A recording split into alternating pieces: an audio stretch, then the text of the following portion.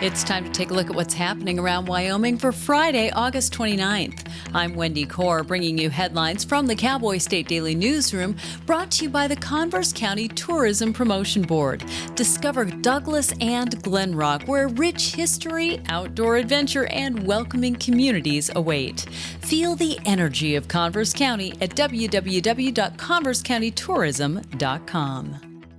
Two proposed bills and one proposed resolution to either stall out or ban cloud seeding and other atmospheric manipulations were topics of heated discussion at the legislature's Agriculture Committee on Thursday. Cowboy State Daily's Claire McFarland reports that during a 4-hour conversation about the topic, Representative Mike Schmidt, an outspoken critic of cloud seeding, presented the three measures. He handed those out to the committee, but they weren't in the advanced materials available to the public. I was able to get the gist what the two proposed bills, the first two, were. One's a moratorium, a 10-year moratorium on cloud seeding to get some baseline water research. The other one is a ban on other kinds of atmospheric injections and radiations. And then the third one is this proposed resolution that Schmidt said he wanted to send to Congress, but no one read it aloud or described it, and it wasn't part of the public meeting materials that were available beforehand. The topics elicited strong emotions and concern from people who are saying that the skies just don't look right. The committee, by a show of hands vote, asked its staffers to formulate the three measures. The body of a hiker who went missing in late July has been found and recovered from the Bighorn Mountains. The Bighorn County Sheriff's Office confirmed that the body of 38-year-old Grant Gardner was found on the northern route of Cloud Peak on Tuesday evening.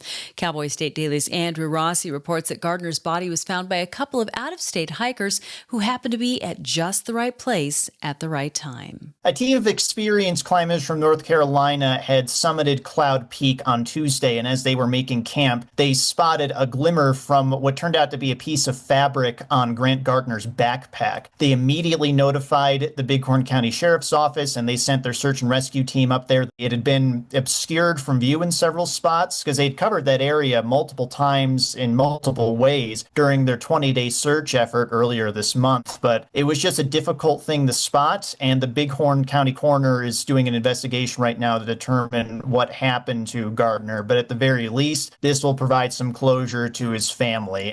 Gardner had summited Cloud Peak on July 29th, which was also the last time anyone had been in contact with him. The Bighorn County Sheriff's Office mobilized a massive search and rescue operation on August 1st, which lasted 20 days.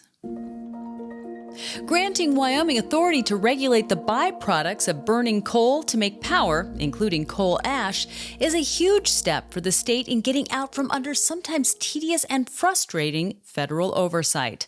That was part of the message EPA Administrator Lee Zeldin delivered at the Wyoming Capitol on Thursday during a signing ceremony for a letter recommending that the state be allowed to manage coal combustion residuals itself. Cowboy State Daily's Greg Johnson was at the meeting. What Wyoming will get, if this goes through, which it looks like it will, is autonomy to manage the program themselves instead of having the feds manage it through the EPA. The EPA Administrator Lee Zeldin was here in Wyoming to sign a letter saying, hey, the EPA supports Wyoming doing this. They could do it at least as good, if not better than we can. So why not let them do it? Zeldin said Wyoming is the fifth state to gain control of its own CCR program, adding that that's a nod to how important the state's energy industries are to America's strength. An oft-painted rock south of the Wyoming-Colorado border is demanding the release of the Epstein files. So are Wyoming leaders on the political left and right. Haystack Rock on U.S. Highway 287 wears many faces as people paint it with messages ranging from memorials to birthday wishes to political outrage. Cowboy State Daily's Claire McFarland reports that on Wednesday afternoon, someone painted "Release Epstein Files" on the boulder's highway-facing side. There's an attorney based out of Laramie named Travis Helm, and he drives down to Fort Collins sometimes to pick up his dry cleaning or eat a good gyro. And he drives past, they They call it Haystack Rock. And yesterday it said, release Epstein files, in all caps, red. And so Helm shot a photo of it. Despite being a chronic Trump hater, Helm finds himself in unusual company as top Republicans like Brian Miller and Representative Tom Kelly also want to see that list released. While still campaigning for his second term in 2024, President Donald Trump said he'd have no problem releasing more official files relating to accused sex trafficker Jeffrey Epstein, including the client list. But this summer, Trump's Department of Justice walked back reports that Epstein kept a client list and declined to make more of the files public. I'll be back with more news right after this. First Northern Bank of Wyoming has been a pillar and a cornerstone in our community since 1885. It's the oldest continuing operating bank in existence in Wyoming today. I see First Northern Bank make a positive difference in our community. They're always in the list of sponsors.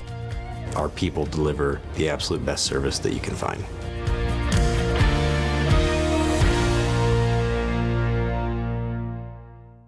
A proposed wind farm that promises to bring jobs and increase revenue to Laramie County is dividing ranchers and landowners, some of whom worry that the initiative could negatively impact their private properties.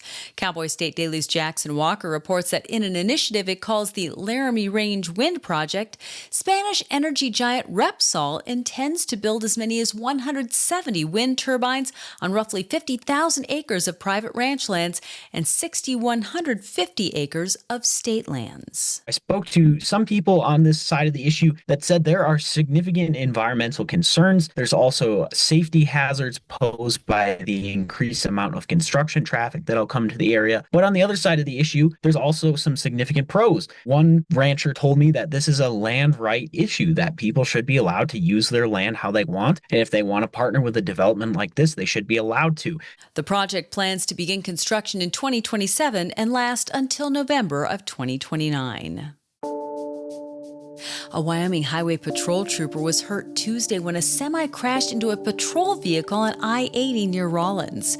Cowboy State Daily's Andrew Rossi reports that the trooper was leaving the scene of a prior crash at mile marker 201 west of Rawlins and attempted to turn into the median from the right shoulder when a westbound semi-trailer struck the left side of the trooper's vehicle. There was a passenger vehicle that was hit by a semi that was driving erratically on I-80, and while first responders were responding to that, the Wyoming Highway Patrol, at least one trooper was on the scene. When they were leaving the scene, turning out onto the highway again, they got hit by a semi. There's been a lot of discussion about how that was handled. Were the emergency lights on? But based on witness testimony from the scene, would that have mattered? Because people weren't exactly slowing down when they saw an active accident scene on the highways. The trooper was taken to Memorial Hospital of Carbon County in Rawlins with minor injuries and was released later that day. The truck driver was not hurt and was not ticketed. The three contenders for the Wyoming Senate seat vacated this month by Darren Smith are all pro-life, pro-ICE, and pro-restriction of sexual content in children's libraries. A group of Wyoming Republican Party precinct committee members from Laramie and Platte counties on Monday chose Taft Love, Roy Burt, and Jeff Barnes as three nominees to fill Senate District 6. But as similar as their platforms are, Cowboy State Daily's Clara McFarland reports that the three differ in how they'd approach those issues. A lot of them agree on the issues, like they do not want sexually graphic books in children's sections of libraries. They tend to be pro-life. They want to work with ICE. And so it's interesting that even if you have these matching values across the board, if you give a man the power to rewrite state law, he's not going to use it the same way as his fellow candidate. Smith, a Republican freshman legislator from the Cheyenne area, resigned from that seat August 11th so he could lead the U.S. Attorney's Office for Wyoming as the state's top federal prosecutor. The Laramie and Platte County Commissions are scheduled to choose one of the three nominees for the position on Friday.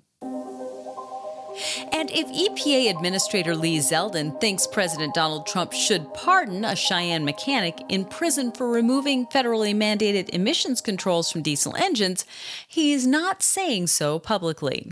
Zeldin was at the Wyoming Capitol on Thursday to sign a letter of support to give the state control of its coal combustion residuals program.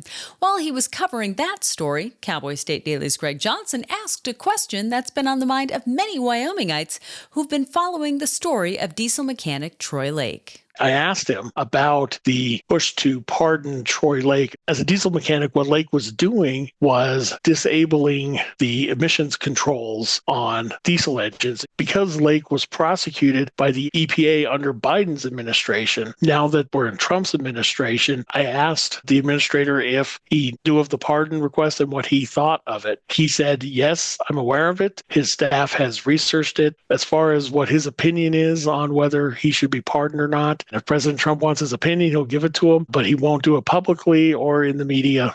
2/3 of the members of the Wyoming House of Representatives sent a signed letter dated Tuesday to the Trump administration urging a pardon for Lake.